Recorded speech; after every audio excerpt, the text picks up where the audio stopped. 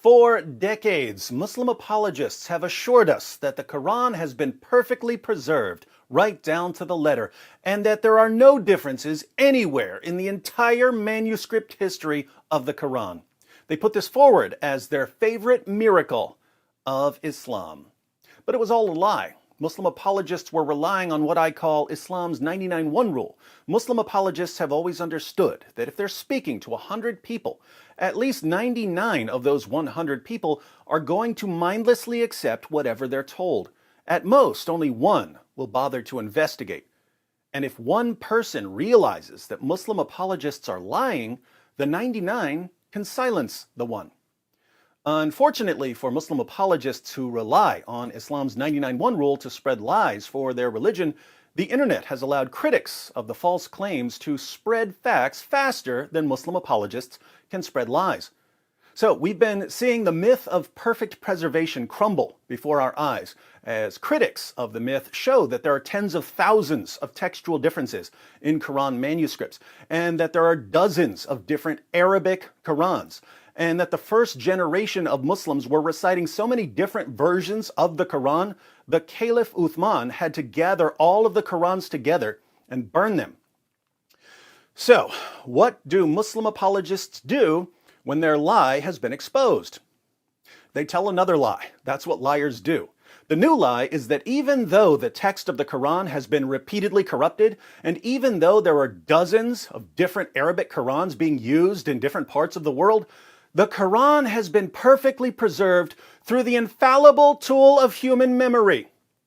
This, of course, is extremely stupid. The idea that Muslims couldn't manage to write down the same Quran, but that they would all memorize it perfectly, is beyond ridiculous. The idea that Muslims in different parts of the world are reading different versions of the Quran, but memorizing the same Quran, is idiotic in the extreme. So why are Muslim apologists making this claim? Well, they always seem to make claims that they hope no one will investigate. They say, there isn't a single textual variant in any manuscript in the entire history of the Quran, because they're hoping that no one will actually bother to check. Whenever someone does bother to check, Muslim apologists tell a new lie, hoping that no one will check the new lie. But they make each successive lie more difficult to check, hoping to wear everyone out with lies until we just give up on fact-checking. So they'll keep telling the lie of perfect memory until someone gets so fed up with it that he goes to different parts of the world and records Muslims reciting their different Qurans in different ways, proving that Muslims are even memorizing different Qurans. In the meantime, however, I wanted to point out a problem with the latest lie of Muslim apologists. It's a problem that goes all the way back to Muhammad's companions. How many Muslims in the world today have memorized the entire Quran? Millions? Of course not. Thousands? Not even thousands. Hundreds? Try again. How many Muslims in the world today have memorized the entire Quran? Zero. In Abu Ubaid's Kitab Fada'il al-Quran, we read, Ismail ibn Ibrahim related to us from Ayub, from Nafi, from Ibn Umar, who said, let none of you say, I have learned the whole of the Quran, for how does he know what the whole of it is, when much of it has disappeared? Let him rather say, I have learned what is extant thereof. That is, I've only learned what has survived. Ibn Umar was a companion of Muhammad. He was the son of the rightly guided Caliph Umar. And he tells the next generation of Muslim reciters who are rising up that they should never claim to have memorized the entire Quran because much of it has disappeared. At first, Muslims relied primarily on memory to preserve the Quran. They would write down passages on leaves or rocks or bones, but these written fragments were simply aids to memory. You would write something down to help you memorize it. Memorization was still the primary method of preserving and passing on the Quran. How did that work out?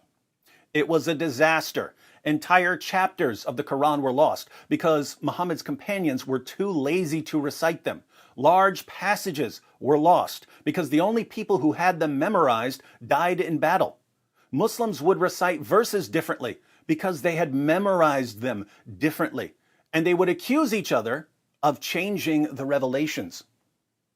After much of the Quran was lost, the first of the rightly guided caliphs, Abu Bakr, decided to have someone write down what was left of the Quran so that more of it wouldn't be lost.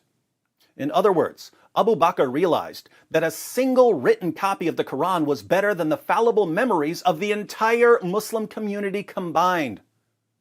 Other Muslims started writing down their Qurans from memory, and they ended up having so many different versions of the Quran that Caliph Uthman had to order everyone to hand over their Qurans so that he could burn them all.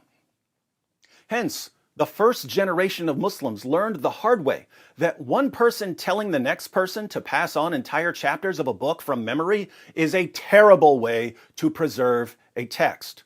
The cost of this early stupidity was that much of the Quran was lost, and that no one in the world could ever again say that he had memorized the entire Quran. So, when a Muslim apologist tells you that the textual differences in various Quran versions and Quran manuscripts don't matter because so many Muslims have memorized the entire Quran, you should quickly reply that no Muslim has memorized the entire Quran because no Muslim even knows what the entire Quran is. Why does no Muslim know what the entire Quran is? Because the early Muslim community relied primarily on memorization to preserve the Quran, and human memory is a terrible way to preserve an entire book. Myths are being shattered, my friends. Lies are being exposed. So, if your ideology relies on myths and lies to prop it up, welcome to Panic Town. Population, you.